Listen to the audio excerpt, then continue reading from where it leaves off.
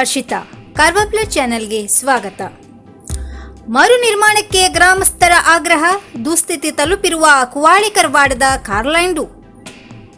ಅಂಕೋಲಾ ತಾಲೂಕಿನ ಹಾರವಾಡದ ಕುವಾಳಿ ಕರ್ವಾಡದಲ್ಲಿ ಕಾರ್ಲ್ಯಾಂಡು 2 ದಿನಗಳ ಹಿಂದೆ ಮತ್ತೆ ಒಡೆದಿದೆ. ದುಸ್ಥಿತಿಯ ಹಂತ ತಲುಪಿರುವ ಈ ಕಾರ್ಲ್ಯಾಂಡ್ ಅನ್ನು ಪುನರ್ನಿರ್ಮಾಣಕ್ಕೆ ಕಳೆದ 5 ವರ್ಷಗಳಿಂದಲೂ ಮನವಿ ಸಲ್ಲಿಸಿದರೂ ಜನಪ್ರತಿನಿಧಿಗಳು ಹಾಗೂ ಅಧಿಕಾರಿಗಳು ಯಾವುದೇ ಕ್ರಮ ಕೈಗೊಂಡಿಲ್ಲವೆಂದು ಗ್ರಾಮಸ್ಥರು ದೂರಿದ್ದಾರೆ. ದಶಕಗಳ ಹಿಂದೆ ನಿರ್ಮಾಣಗೊಂಡಿರುವ ಈ ಕಾರ್ಲ್ಯಾಂಡು ಸಂಪೂರ್ಣ ದುಸ್ಥಿತಿಗೆ ತಲುಪಿದೆ. ಪ್ರತಿ ಬಾರಿಯೂ ರಾತ್ರಿಯ ಹೊತ್ತಿಗೆ ಅಥವಾ ಸಮುದ್ರದ ಉಬ್ಬರದ ಸಂದರ್ಭದಲ್ಲಿ ಒಡೆದು ಸಮೀಪದ ಗದ್ದೆ ಬಾವಿಗಳಿಗೆ ಉಪ್ಪು ನೀರು ಸೇರುತ್ತಿದೆ. ಈ ರೀತಿ ಒಡೆದಾಗ ವರ್ಷವೂ ಗ್ರಾಮಸ್ಥರೇ ಸೇರಿಕೊಂಡು ಇದರ ತಾತ್ಕಾಲಿಕ ದುರಸ್ತಿ ಮಾಡಿಕೊಳ್ಳುತ್ತಿದ್ದಾರೆ. 5 ವರ್ಷಗಳ ಹಿಂದೆ ಮಾಜಿ ಶಾಸಕರು ಇಲ್ಲಿ ಕಾರ್ಲ್ಯಾಂಡು ಮರು ನಿರ್ಮಾಣ ಮಾಡಿಕೊಡುವುದಾಗಿ ಆಶ್ವಾಸನೆ ನೀಡಿದ್ದಲ್ಲದೆ ಸ್ಥಳಕ್ಕೆ ಅಧಿಕಾರಿಗಳು ಭೇಟಿ ನೀಡಿ ಸರ್ವೆ ಕೂಡ ಮಾಡಿದ್ದರು.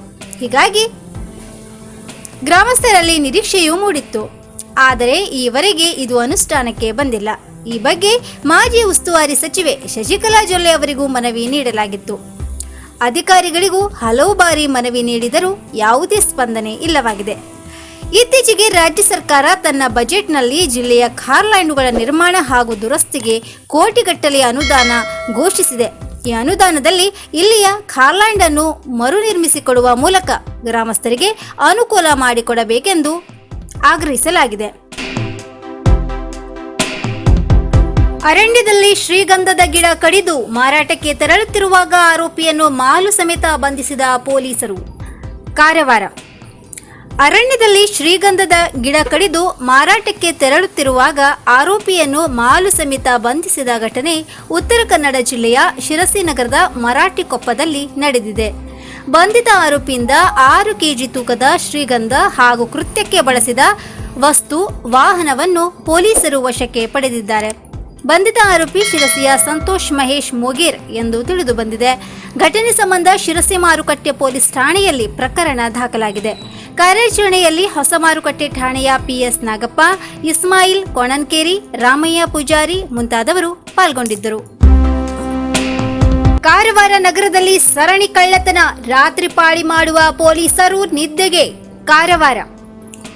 ಕಾರವಾರ ನಗರದ ಪ್ರಮುಖ ವಾಣಿಜ್ಯ ರಸ್ತೆಗಳಲ್ಲಿ ಕಳೆದ 3 ದಿನದಿಂದ ಬೀದಿ ಅಂಗಡಿಗಳ ಸರಣಿ ಕಳ್ಳತನ ನಡೆಯುತ್ತಿದ್ದು ಬಡ ವ್ಯಾಪಾರಿಗಳನ್ನು ಬೆಚ್ಚಿ ಬೀಳಿಸುವಂತೆ ಮಾಡಿದೆ. ಗ್ರೀನ್ ಸ್ಟ್ರೀಟ್, ಪಿಕಳೆ ರಸ್ತೆ, ಗೀತಾಂಜಲಿ ಟಾಕೀಸ್ ರಸ್ತೆಗಳಲ್ಲಿ ಕಳೆದ 3 ದಿನದಿಂದ ನಿರಂತರ ಕಳ್ಳತನವಾಗುತ್ತಿದೆ. 3 ದಿನದಿಂದ ಅಂದಾಜು 1 ಲಕ್ಷ ಮೌಲ್ಯದ ವಸ್ತುಗಳು ಹಣ ಕಳ್ಳತನ ಮಾಡಲಾಗಿದೆ. ಗ್ರೀನ್ ಸ್ಟ್ರೀಟ್ ಬಳಿ ಪೊಲೀಸ್ ಠಾಣೆ ಸಮೀಪವಿದ್ದರೂ ಕಳ್ಳರು ಕೈ ಚಳಕ ತೋರಿಸಿದ್ದಾರೆ. ಗ್ರೀನ್ ಸ್ಟ್ರೀಟ್ ರಂಗೀಲಾ ಫ್ಯಾನ್ಸಿ ಪಕ್ಕದ ಗಲ್ಲಿಯ ಓಣಿಯಲ್ಲಿ ರಾತ್ರಿ 9ರ ನಂತರ ಹಲವು ಹುಡುಗರ ದಂಡು ರಾತ್ರಿ ಈ ಓಣಿಯಲ್ಲಿ ಗಾಂಜಾ ಹೊಡೆಯುವುದು, ಮದ್ಯಪಾನ ಮಾಡುವುದು, ಗಲಾಟೆಯಂತಹ ಕಾನೂನು ಬಾಹ್ಯ ಚಟುವಟಿಕೆಯಲ್ಲಿ ನಿರತರಾಗಿದ್ದಾರೆ.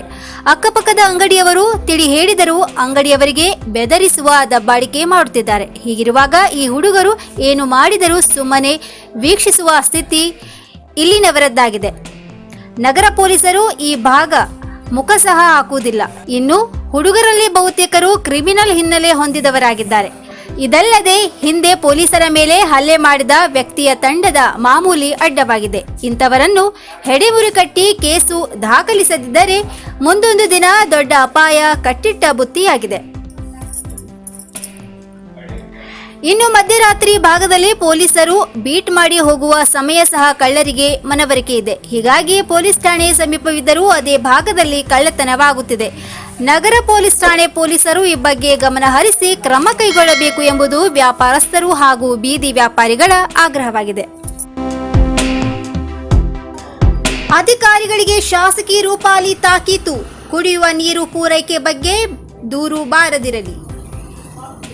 ಕಾರವಾರ ಕುಡಿಯುವ ನೀರಿನ ಸಮಸ್ಯೆ ಬಗ್ಗೆ ಯಾರಿಂದಲೂ ದೂರು ಬಾರದ ರೀತಿಯಲ್ಲಿ ಕಾರ್ಯನಿರ್ವಹಿಸಬೇಕು. ಎಲ್ಲಿ ಬಾವಿಗಳಿವೆಯೋ ಅಲ್ಲಿಂದ ಪೈಪ್ಲೈನ್ ಅಳವಡಿಸಿ ನೀರು ನೀಡಬೇಕು ಎಂದು ಶಾಸಕಿ ರೂಪಾಲಿ ಎಸ್ ನಾಯ್ಕ್ ಅಧಿಕಾರಿಗಳಿಗೆ ಸೂಚಿಸಿದರು. ಗ್ರಾಮ ಪಂಚಾಯಿತಿಗಳ ವ್ಯಾಪ್ತಿಯಲ್ಲಿ ನೀರಿನ ಸಮಸ್ಯೆಯ ಕುರಿತು ತಾಲೂಕಾ ಪಂಚಾಯಿತಿ ಸಭಾಂಗಣದಲ್ಲಿ ಗುರುವಾರ ನಡೆದ ಸಭೆಯಲ್ಲಿ ಮಾತನಾಡಿದರು. ಇನ್ನು 1.5 ತಿಂಗಳಲ್ಲಿ ತಾಲೂಕಿನ ಹಲವೆಡೆ ನೀರಿನ ಸಮಸ್ಯೆ ಎದುರಾಗುತ್ತದೆ. ಅದನ್ನು ಎಲ್ಲರೂ ಗಮನದಲ್ಲಿ ಇಟ್ಟುಕೊಳ್ಳಬೇಕು. ಕುಡಿಯುವ ನೀರಿಗಾಗಿ ಕೇಂದ್ರ ಹಾಗೂ ರಾಜ್ಯ ಸರ್ಕಾರಗಳು ಹೆಚ್ಚು ಗಮನ ಹರಿಸುತ್ತಿವೆ. ಇಷ್ಟಾದರೂ ಜನರಿಂದ ದೂರುಗಳು ಬಂದರೆ ಕ್ರಮ ಕೈಗೊಳ್ಳಲಾಗುವುದು ಎಂದು ಅಧಿಕಾರಿಗಳಿಗೆ ಎಚ್ಚರಿಸಿದರು. ತಾಲೂಕಿನ ಶಿರವಾಡ, ಚೇಂಡಿಯ, ಅಸ್ನೋಟಿಯ, ಪರವಾರ ವಾಡದಲ್ಲಿ ಕೆಳಗಿನ ಕೊಳಗೆಯಲ್ಲಿ ನೀರಿನ ಸಮಸ್ಯೆ ಇದೆ. ಚೇಂಡಿಯಾದಲ್ಲಿ ಸಮಸ್ಯೆ ಬಗೆಹರಿಸುವ ನಿಟ್ಟಿನಲ್ಲಿ 2 ದಿನದಲ್ಲಿ ಕ್ರಮ ಕೈಗೊಳ್ಳಬೇಕು.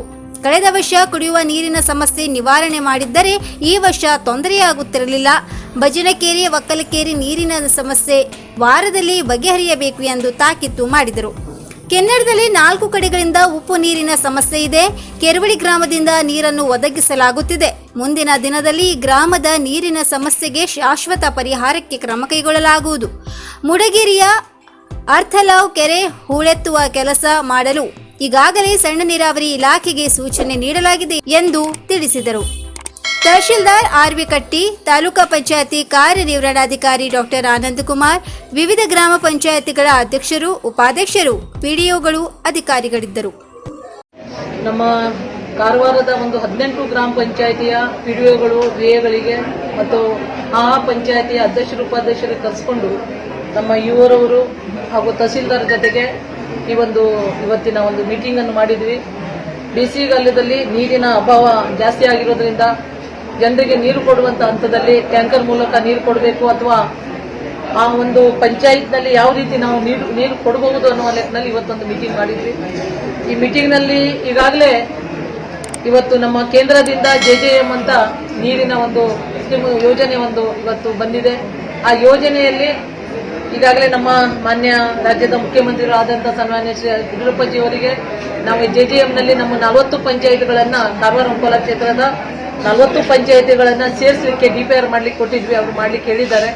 ಆ ನಿಟ್ಟಿನಲ್ಲಿ ಇವತ್ತು ಉಪ್ಪು ನೀರು ತಡೆಗೋಡೆಯಿಂದ ನಮ್ಮ ಒಂದು ಜಿಲ್ಲೆಗೆ ತುಂಬಾ ಹಾನಿಯಾಗ್ತಾ ಇತ್ತು. ನಿಜವಾಗ್ಲೂ ನಾವು ಇವತ್ತು ರಾಜ್ಯದ ಮುಖ್ಯಮಂತ್ರಿಗಳಿಗೆ ನಾವು ನಮ್ಮ ಹೃತ್ಪೂರ್ವಕ ವಂದನೆಗಳನ್ನು ಹೇಳ್ತಾ ಇದ್ದೇವೆ. ಯಾಕಂದ್ರೆ ಏನು ಉಪ್ಪು ನೀರು ತಡೆಗೋಡೆಗೆ ಸುಮಾರು 1500 ಕೋಟಿಯ ಒಂದು ಬಜೆಟ್ ನಲ್ಲಿ ಮಾಡ್ಬೇಕನ್ನೋದು ಮುಂದಿನ ಇದ್ರೂ ಕೂಡ ಇವತ್ತು ನಮ್ಮ ನೀರಾವರಿ ಸಚಿವರು, MIR ಸಚಿವರಾದಂತಹ ಸನ್ಮಾನ್ಯ ಶ್ರೀ ಮಾಧುಸ್ವಾಮಿ ಅವರು ಮೊನ್ನೆ ಕರೆದ ಮೀಟಿಂಗ್ ನಲ್ಲಿ ಸುಮಾರು 300 ಕೋಟಿ ರೂಪಾಯಿ ನಮಗೆ ಬಜೆಟ್ ನಲ್ಲಿ ನಮ್ಮ ಯಡಿಯೂರಪ್ಪಜಿಯವರು ಹೌದು, ಮಾಧುಸ್ವಾಮೀಜಿಯವರು ಹೌದು, 300 ಕೋಟಿ ರೂಪಾಯಿ ನಮಗೆ ಈ ಒಂದು ಉಪ್ಪು ನೀರು ತಡೆಗೋಡೆಗೆ ನಮ್ಮ ಕರಾವಳಿ ಭಾಗಕ್ಕೆ ಕಾರವಾರ, ಕುಮಟಾ, ಹೊನ್ನಾವರಕ್ಕೆ ಕೊಟ್ಟಿದ್ದಾರೆ. ನಿಜವಾಗ್ಲೂ ನಾವು ಈ ಒಂದು ಸಮಯದಲ್ಲಿ ಅವರಿಗೆ ಅಭಿನಂದನೆ ಹೇಳ್ತಾ ಇದ್ದೇವೆ.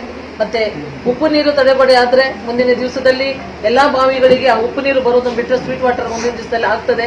ಮತ್ತು ಆ ನಿಟ್ಟಿನಲ್ಲಿ ಇವತ್ತು ಏನು JJMನಲ್ಲಿ ಏನು ನಾವು ಇವತ್ತು ಎಲ್ಲಾ ಕಡೆಗೆ DPR ರೆಡಿ ಮಾಡಿಸ್ಲಿಕ್ಕೋಸ್ಕರ ಮತ್ತು ಟ್ಯಾಂಕರ್ ಮೂಲಕ ನೀರು ಕೊಡೋದಕ್ಕೋಸ್ಕರ ಇವತ್ತು ನಾವು ಸಭೆಯನ್ನು ಕರೆದಿದ್ವಿ.